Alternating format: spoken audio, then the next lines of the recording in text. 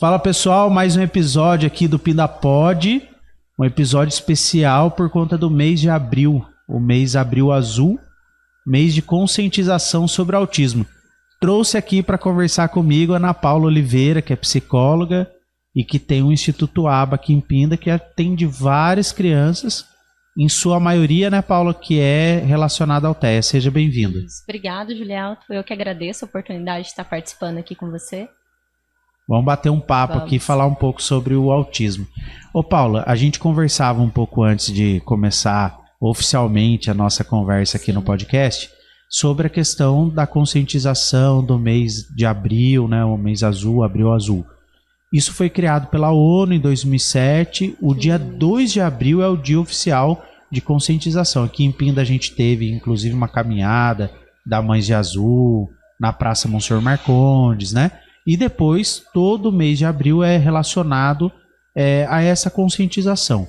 Hoje, 2024, a gente pode dizer que a gente tem uma sociedade mais consciente relacionada ao autismo?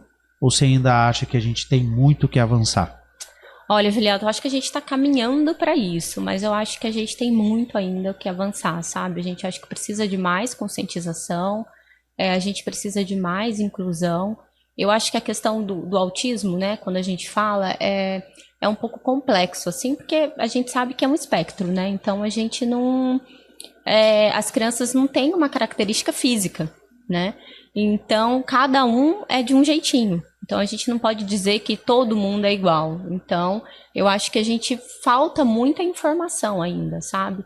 Porque a gente, às vezes, ouve ou vê alguns relatos. Ah, mas meu filho abraça, ou ele faz contato visual, então ele não é autista. Então, não é bem por aí. Então, além da gente ter um espectro, né, que a gente fala que o autismo ele é o transtorno do espectro é autista, a gente sabe que é um transtorno do neurodesenvolvimento. Então, cada criança tem as suas particularidades.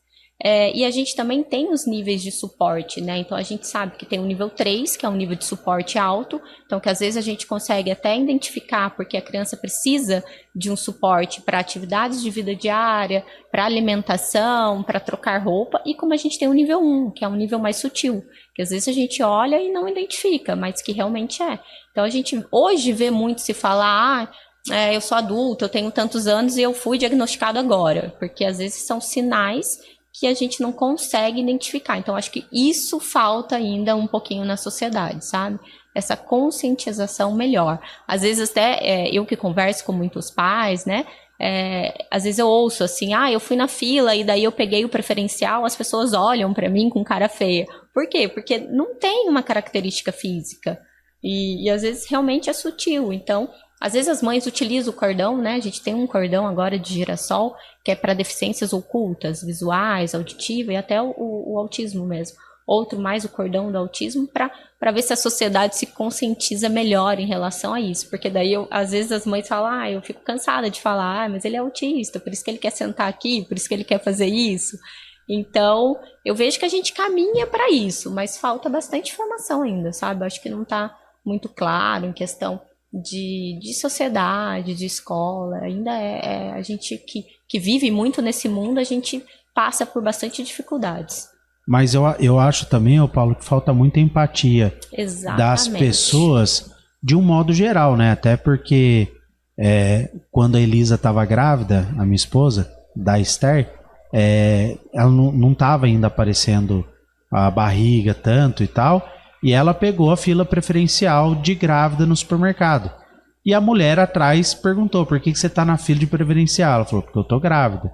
Aí falou assim, mas não é possível que você tá grávida, não dá para ver sua barriga. Ela falou, mas a senhora quer que eu veja, mostre o exame. Exatamente. Né? Eu não sei se é aquela preocupação da sociedade, de que as pessoas costumam mentir para levar vantagem, né? Vou passar na fila, né? Falando que eu tô grávida, na verdade eu não tô, que de fato deve acontecer muito, né? Vou falar que o meu filho tem autismo, vou falar que o meu filho tem alguma deficiência para sair e ir embora rápido. E às vezes levar uma vantagem, e às vezes quando realmente a pessoa precisa, e por ser um transtorno em que não tem característica física, a pessoa acaba desacreditando, né? Não tem aquela empatia. Às vezes acha que a criança está fazendo birra, quando na verdade ela está desregulada, ela está tendo né? Algum momento ali de que ela não consegue regular e a pessoa acha que tá fazendo birra, criança birrenta, né? Eu acho que tem muito disso. Tem muito disso. Daí, às vezes, a criança tem uma dificuldade com calor, com temperatura corporal e entra em desregulação, som, barulhos, né?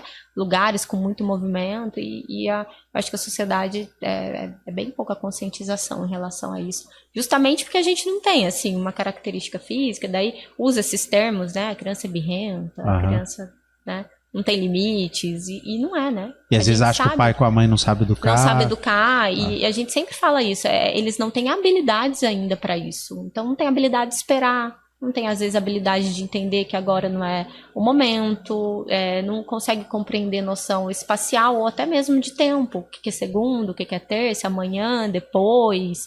Então isso tudo são habilidades que a gente consegue trabalhar, mas que ainda eles muitas vezes não têm desenvolvido. Então acaba emitindo comportamentos em relação a algumas situações sociais, né? Que eu acho que é o mais difícil. Porque daí a gente não tem controle, né? Porque daí a gente sai num ambiente social que fica fora um pouco do nosso controle.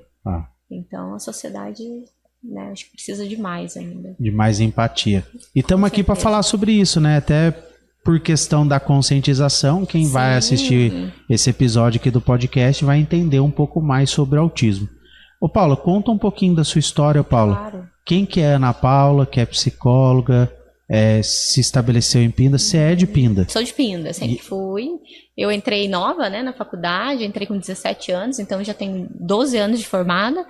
E assim que eu me formei, eu já entrei para uma área de RH. E em paralelo, eu fiquei com a clínica. Então, eu trabalhava, né, no RH, e depois à noite eu ia para a clínica. E aí tem 7 anos que eu só me dedico à clínica mesmo. Então, eu sempre gostei muito de avaliação neuropsicológica, porque já era um processo seletivo que eu fazia antes. E durante esse processo de avaliação, eu comecei a pegar bastante crianças para, né, serem avaliadas. E daí, diante disso, eu comecei a me identificar um pouco mais com o público.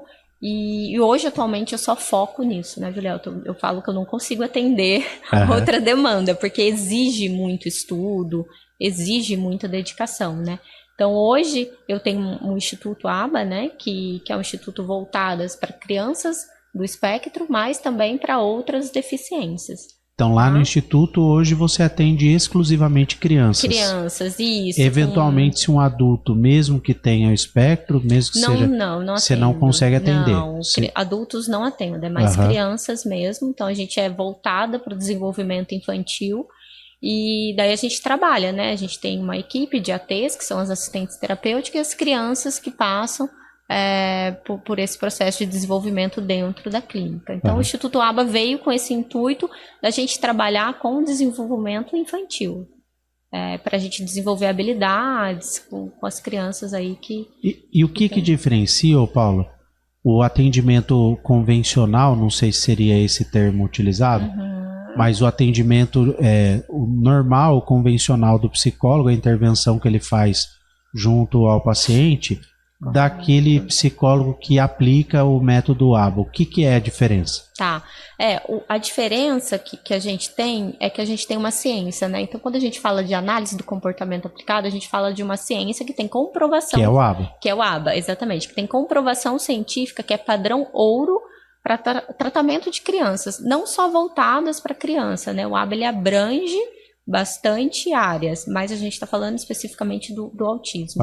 E por a gente ter essa comprovação científica, a gente vê que quando a criança, a gente identifica, faz uma avaliação e vê que realmente ela está dentro do espectro ou não, está com atraso no desenvolvimento, a gente tem essa comprovação que ela precisa de uma intervenção intensiva. E o que seria isso? Ela precisa de uma carga horária de pelo menos 2 horas todos os dias na clínica, porque é aí onde a gente consegue ter um resultado positivo com essa criança. E aí a gente mensura tudo, né? Então o ABA, ele é totalmente estruturado, a gente faz um processo de avaliação, a gente chama a criança vai até a clínica, passa comigo, a gente avalia e vê o marcos do desenvolvimento, em que momento essa criança está. E aí, através disso, a gente monta programas e protocolos, a gente tem um aplicativo onde a gente mensura os dados e aí a gente vai acompanhando o desenvolvimento. Então, tudo que a gente monta para essa criança, a gente fala que a gente tem que ter, assim, uma base de evolução. Então, a gente tem de 3 a 6 meses, de 6 meses a 9 meses, vai depender do nível de suporte. Mas a intenção é essa, que essa criança compareça todos os dias na clínica. Então, essa é a diferenciação de um atendimento convencional, que a gente diz que daí o resultado demora muito, sabe, Julião? Entendi. Porque daí se a criança vai todos os dias, a gente consegue estimular muito mais. Uma vez na semana, por o nível de atraso que essa criança tem, a gente vai evoluir muito pouco. Então a gente não tem o resultado que a gente espera. Entendi. E o TEA, as pessoas falam, não existe cura.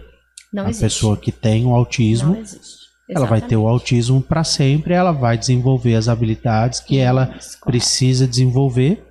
Mas chega um momento em que a criança vai ter alta, vai falar assim, a gente não precisa mais fazer as intervenções. A gente trabalha para isso, né? Eu falo, a gente tem que sempre pensar em suprir o que essa criança precisa, trabalhar para que ela fique mais independente possível. Mas isso vai depender muito do nível de suporte. A gente consegue fazer essa transferência. A criança está no suporte nível 3, já passa para o nível 2, depois, de repente, para o nível 2. Então, assim, eu não diria que todos, né? A gente não conseguiria dizer assim. É porque é espectro e cada um tem a sua... Isso, exatamente. Então, tem criança que, de repente, vai precisar de terapia aí ao longo da vida dela.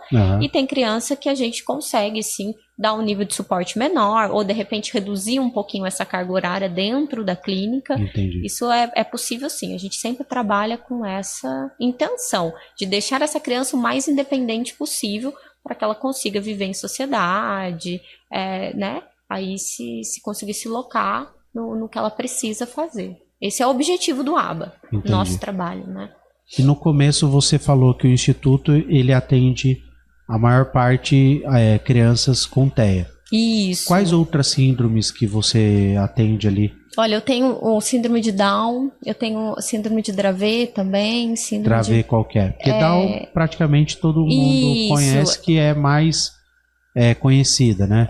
Exatamente. É uma síndrome rara que é quando a criança perde um pouco as habilidades, tem um nível de epilepsia e convulsão.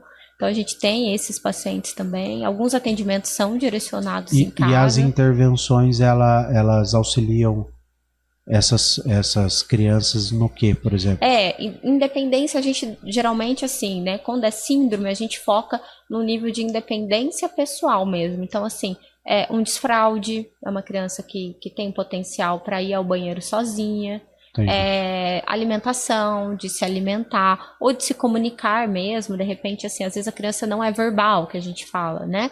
Mas daí a gente tem a comunicação alternativa, que a gente também, com um trabalho em parceria com uma fono, a gente consegue trabalhar com essa criança, sentar na mesa, esperar, a gente trabalha essas habilidades mais básicas, assim, para a gente conseguir ter aí um nível de independência com essas crianças. E quais outras síndromes tem? Hoje a gente está mais com essas, assim, o Down, o Dravet, tem uma também, né, a Melanie-Klein, que é uma síndrome também de uma dificuldade motora junto, com uma deficiência intelectual. São síndromes mais raras. E são síndromes mais raras. Então essa é o que a gente tem atualmente.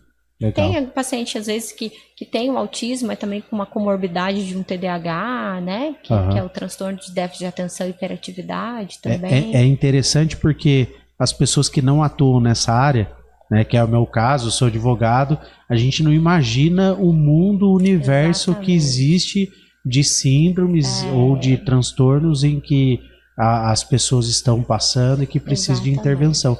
Até porque acho que às vezes quem está assistindo a gente, imagina o que uma psicóloga vai fazer de intervenção com uma criança. Exatamente. Né? Porque quando a gente tem a imagem da psicóloga, a gente já imagina que vai chegar no consultório, vai ter um divã ali, um lugar mais confortável, uma poltrona gostosa, um sofá e vai bater um papo. Exatamente. E com a criança, como que é essa intervenção trabalho, assim, na prática? Explica só um pouquinho pra gente. Claro.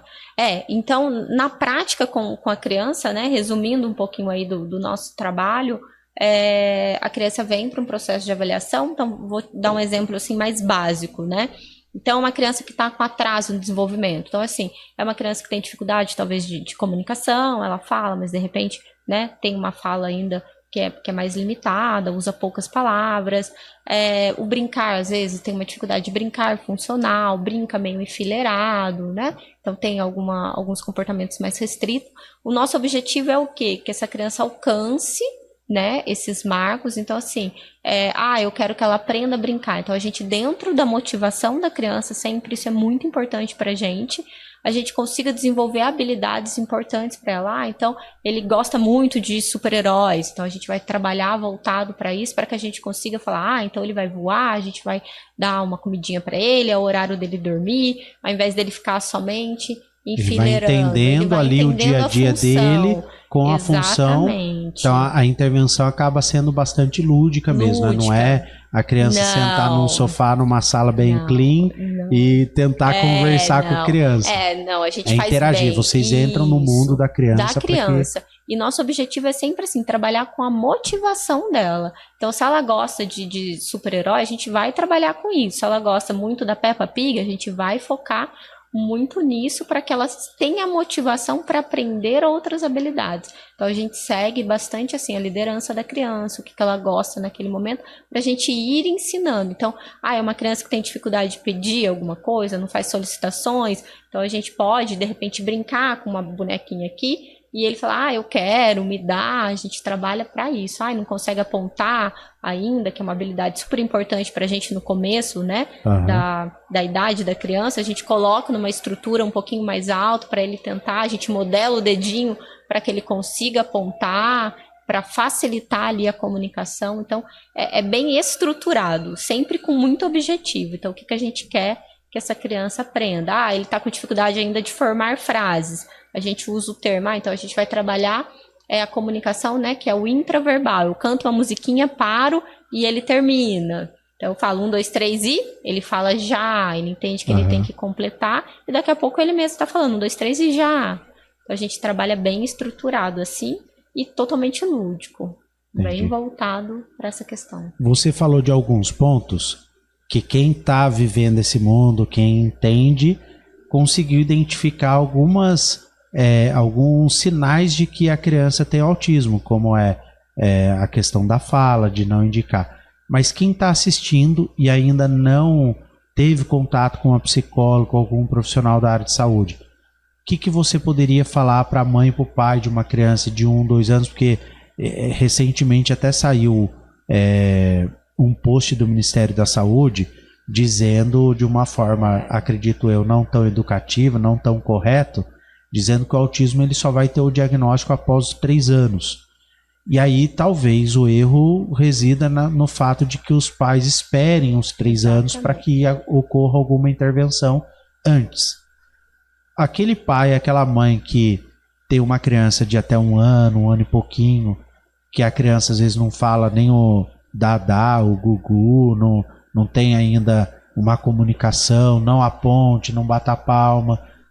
Quais são os sinais que você pode falar para o pai e para a mãe que está assistindo para ficar atenta ao desenvolvimento da criança e que seja necessária a intervenção dos profissionais? Sim, isso eu acho que é o mais difícil. A gente teve essa desinformação, né, em relação a essa caderneta aí do Ministério da Saúde, porque o que a gente fala, né, Julieta, quanto antes vier para a intervenção, melhor é para a gente, né, e para a criança também, porque o nível de atraso é menor, né, se eu pego uma criança de 2 anos, para chegar perto de um marco de 1 ano, é pouco. Agora, de 3 anos, a gente vê que essa criança já está maior, né, então, o que a gente tem 2 pilares assim super importantes, que é a comunicação, tá? Que é um dos indícios assim, um atraso de fala. Então a criança geralmente apresenta uma dificuldade de comunicação.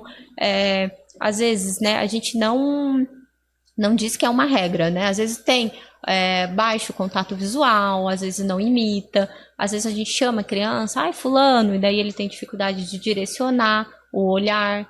Então, tem alguns sinais... Às vezes ele até ouve, não tem problema de audição, mas ele não direciona, não atende, não faz essa atenção compartilhada, que a gente fala que é super importante.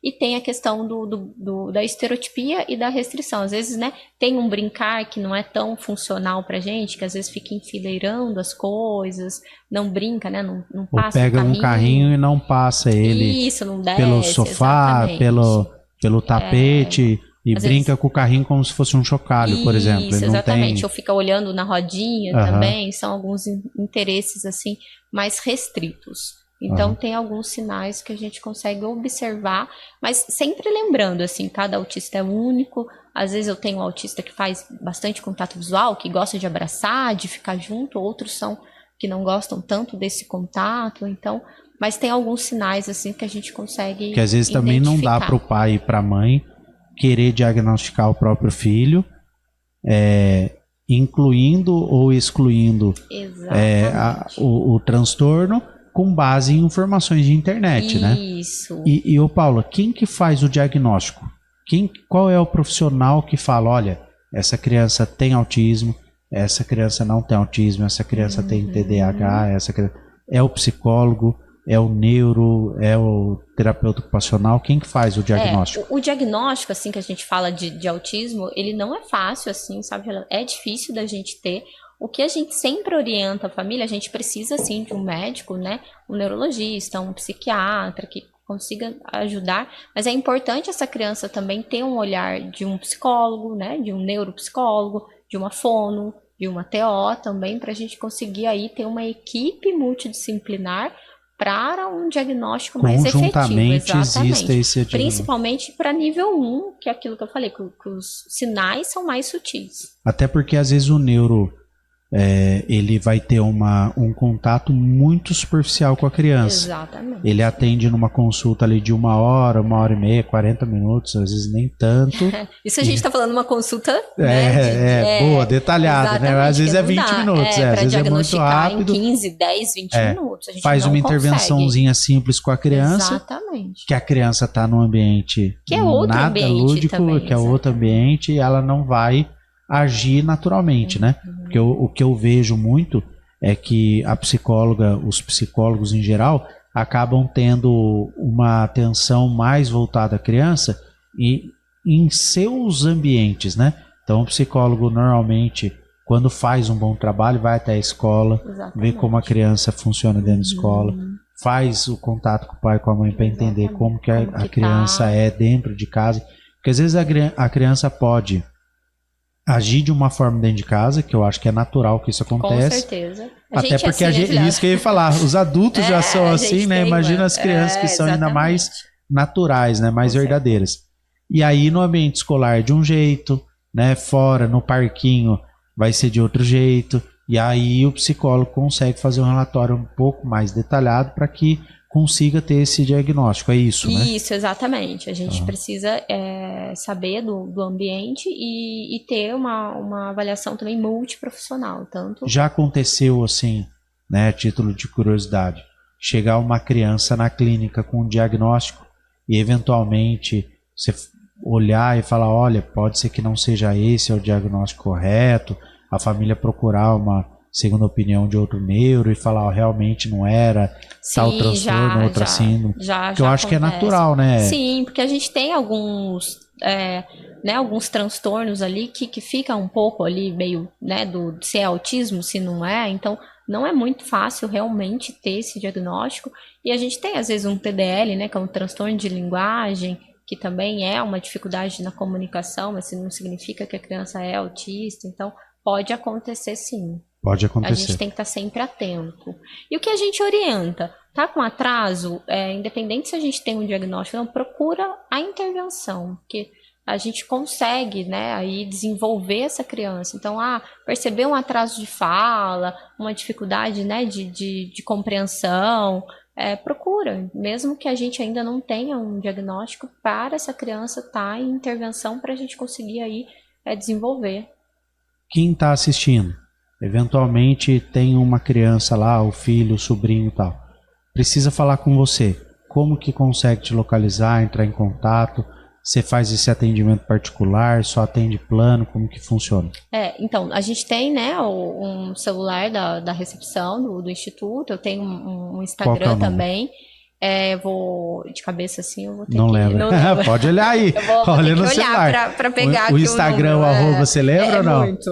Não, o Instagram eu lembro. É arroba Ana Paula Oliveira 08. 08. Isso, daí eu tenho também, que às vezes eu, né, por mais difícil que seja, né, Juliado, que nem sempre é difícil a gente conseguir, mas eu divulgo algumas informações e a gente consegue esse contato. Em relação, geralmente, ao plano, eu não atendo plano de saúde, eu não sou credenciada, mas a gente trabalha muito, né, porque a gente sabe que a gente tem aí no rol da ANS que os planos, eles precisam, né, custear essa terapia. Então, geralmente o plano faz um contato comigo, a gente é prestador eventual, eles liberam a guia, a gente atende, a gente faz um acordo ali com o plano. Ou reembolso mesmo, a família tem um plano e faz esse reembolso. Faz o atendimento particular e depois eu faz emito a solicitação. Nota, a família manda para o convênio libera o valor certinho para a família. Então, geralmente funciona mais assim. Entendi.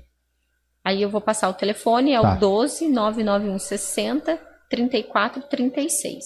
Aí é o telefone, é o WhatsApp direto da clínica. Na clínica. Se o pai e a mãe quiser marcar uma consulta, um atendimento, pode mandar, tirar dúvida, orientação, levar o filho para fazer um atendimento. Para fazer uma avaliação, a gente faz todo esse suporte de início. Mesmo que ainda não tenha um diagnóstico, se quiser fazer uma avaliação, a gente atende.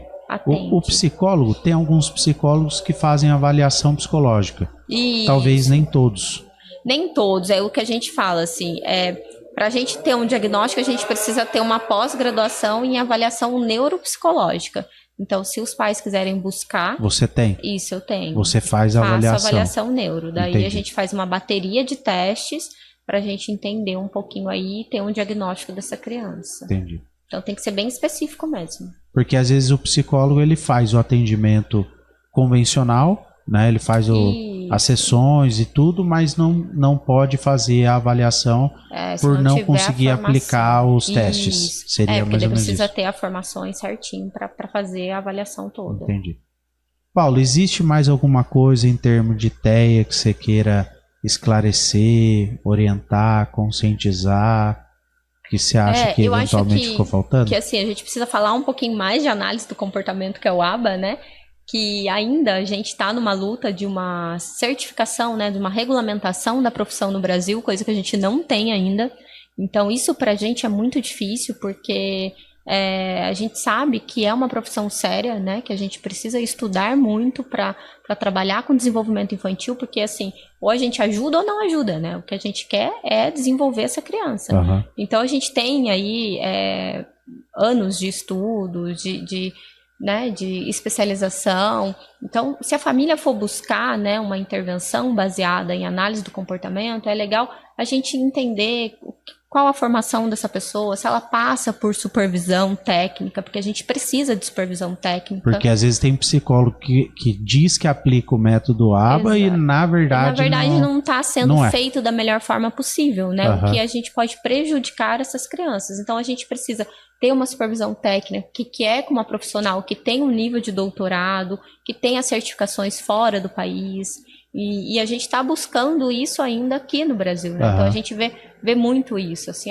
eu faço o ABA, mas assim, como que é a sua formação, o que você fez, quantos anos você tem de experiência, quem que te supervisiona nesses casos, porque assim, a gente fala de um espectro, a gente tem crianças que têm níveis de agressividade, né, que precisa de um suporte maior, que às vezes, né, emite comportamentos que colocam a vida dela em risco, então a gente tem que ter uma seriedade com esse trabalho, assim, é o que eu falo sempre para os pais, assim, busquem saber onde você está indo, assim, como que é o profissional, o que ele estuda, se ele tem um nível de supervisão ou não, para a gente ter aí, acho que o melhor atendimento para a criança. Porque às vezes leva o filho ou a filha lá na clínica, acredita que está deixando num profissional competente, sendo aplicado o método que né? É uma ciência Exatamente. comprovadamente eficaz. Isso. E não está sendo feito. E não está sendo feito. E daí a gente fala que o maior risco é que, assim, quando a criança vem pra gente, tem a neuroplasticidade do cérebro. Então, se ela tá novinha, ela tá aprendendo muito mais, ela consegue acompanhar aquilo que a gente propõe para ela.